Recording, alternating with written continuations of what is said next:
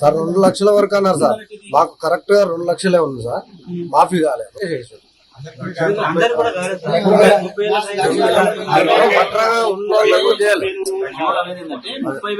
చాలా మంది మన దగ్గర కూడా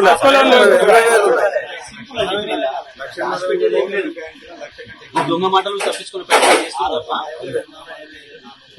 ముడి లెక్క.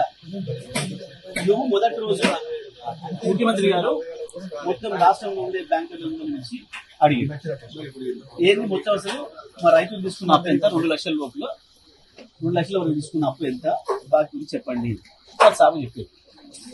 49,000 కోట్ల రూపాయలు ఉన్నారు రైతులు. ఎంతమంది లెక్క చూస్తే 50 లక్షల చిల్లర సాగు ఇచ్చిందండి లెక్క. బ్యాంక్ కూడా ఎంత పదవి ఇస్తారు ఇచ్చిన యువనకి పంపుతాడు. బ్యాంకులకు ఇచ్చేది కాదు కదా, మీ పేరు మీద అకౌంట్కి డైరెక్ట్ గవర్నమెంట్ ఇచ్చి వచ్చేయాలి. అడిగిపోతాయి వాళ్ళ సాబా చెప్పింది అమ్మో ఇన్నైతే చేయలేమని చెప్పి ఏదో మళ్ళీ లోపల ముసలు ఏదో మాయ చేసేసి గంత లేదు 39,000 మళ్ళీ రాయించి పోయింది. ఆఖరికి 31,000 అని క్యాబినెట్ తీర్మానం చేసింది. 31,000 కోట్లు బడ్జెట్లో పెట్టినాడు. 26,000 కోట్లు పెట్టింది. మేము అయ్యాలని అడిగినాం. నువ్వు చెప్పిందేమో గంత లెక్క కొంచెం 26,000 కోట్లు పెట్టినాం, మరి ఎటు సరిపోతాయి ఎక్కిస్తాం అందరికీ. ఏంది దీన్ని ఏం చెప్తుంది మనకు? వాళ్ళకి ముందే చెడు ఆలోచన ఉంది, రైతులకు ఎక్కువ కొట్టాలి అన్న ఆలోచన ఉంది కనబడుతుంది మనకు. నువ్వు లేకపోతే 49,000 కోట్లు శాంక్షన్ చేయాలి న్యాయంగా. ఇస్తే ఇవి చెప్పాలి, ఇక్కడ వెళ్ళకపోతే తర్వాత ఇస్తానని చెప్పి అదే వేరే విషయం. ముందే ఒక తప్పుడు ఉద్దేశం ఉంది వాళ్ళకి, రైతులు మోసం చేయాలని సాగు నేర్చుకున్నారు. 26,000 కోట్లు అందులో పెట్టింది. ఈయన నేను ఇచ్చినాడు చూస్తే మొత్తం కలిపితే 17,900 కోట్లు, 22 లక్షలు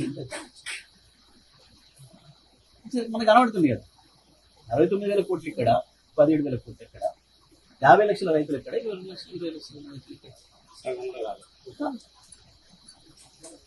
40% వచ్చింది అంతే, 60% ఏంది మళ్ళా రైతులు ఏడు తిరుగుబాటు చేస్తారు అని చెప్పి ఒక లంగేషన్ వేసి మీరు అప్లికేషన్ పెట్టుకోండి అంటే మీరు వ్యవసాయం పెట్టి మళ్ళీ ఆఫీసర్ కలెక్టరేట్ మళ్ళీ ఆఫీసర్ తిరిగితే జరిగేది ఏంటి?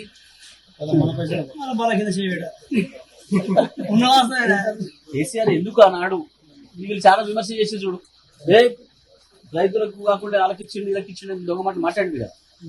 కేసీఆర్ గారు దీన్ని దృష్టి పెట్టుకొని మళ్ళీ కొద్దిమందికి ఇచ్చి కొద్దిమందికి వద్దంటే ఈ అధికారులు తక్కువ ఎక్కువ రాస్తారు, ఎక్కువ తక్కువ రాస్తారు. మనం చూస్తూనే ఉన్నాం రెవెన్యూ రికార్డు ఏం రాసి నాశనం చేసారు 60 ఏళ్ళకి. మళ్ళీ ఈ బల కింద చేయి కథ వస్తుంది. కాబట్టి వీళ్ళు చిన్నోళ్ళు లేడు పెద్దోళ్ళు లేడా, రైతు ఎవరైనా ఎంత చెట్టుకు అంతే కాదు. చిన్న రైతుకు కొద్దిగా అప్పు ఉంటుంది, పెద్ద రైతు ఎక్కువ అప్పు ఉంది. ఎవడు బాగుపడ్డాడు వ్యవసాయం చేసి ఇళ్ళకెళ్ళి అనే దాని మీద కేసీఆర్ ఆలోచన చేసి అందరూ చేసేద్దాం. వాస్తవానికి ఆనాడు కూడా ఇది వచ్చింది చర్చ. సార్ అందరికీ వేస్తే ఎట్లా సార్ 20,000 30 ఎకరాలు 50 ఎకరాలు కూడా ఇస్తే ఎట్లా సార్